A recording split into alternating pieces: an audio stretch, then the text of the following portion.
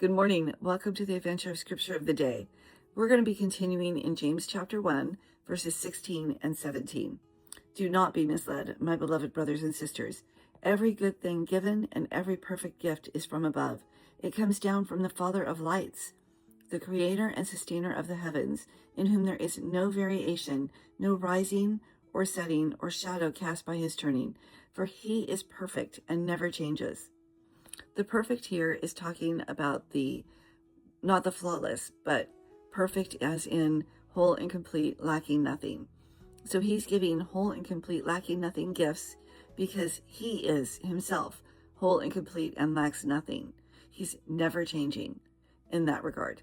So we're not to be misled and looking at the gifts that other people give us, family or friends, or even gifts we give ourselves that are of monetary value, but to look at the gifts that he gives us, things like the gifts of the Spirit, the fruits of the Spirit, the talents that he gives us that we often call gifts, our family, our friends, the people he puts in our lives.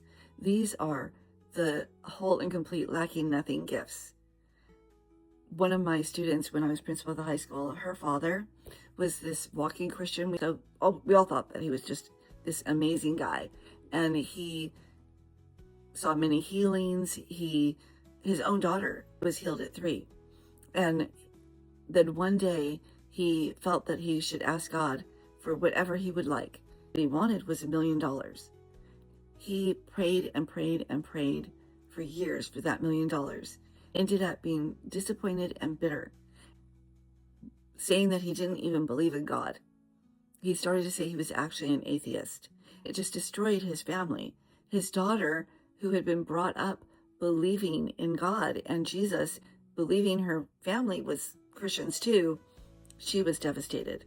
She ended up really thriving in our school and becoming the ASB president and very much a person who helped guide the other students. But he just died bitter, as far as I know, because he did die fairly young of stomach cancer. So I just think those monetary gifts, sure, God might give them to us, but what if they're not good for us? What if we're asking for something that wouldn't be a whole and complete, lacking nothing gift, but we think it would be? But he knows better. I'm going to keep that in mind while I'm asking and praying and believing, so that he knows me and he knows what's best.